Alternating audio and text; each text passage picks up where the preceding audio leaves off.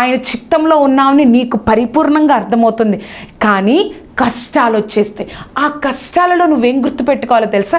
నేను ఎదుర్కొంటున్న ఈ కష్టం కంటే నా ఆశీర్వాదం గొప్పది అని నేను గుర్తుపెట్టుకోవాలి.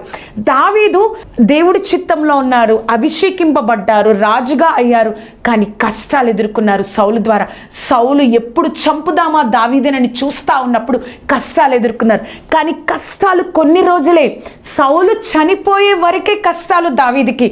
కానీ తరువాత దావీదు రాజుగా అభిషేకింపబడ్డాడు. తర్వాత ఏమైందో తెలుసా? దావీదు తర్వాత ఇశ్రాయేల్ ప్రజల్ని 40 సంవత్సరాలు రాజుగా దావీదు పరిపాలించారు. అక్కడితో ఆశీర్వాదం ఆగిపోలేదండి.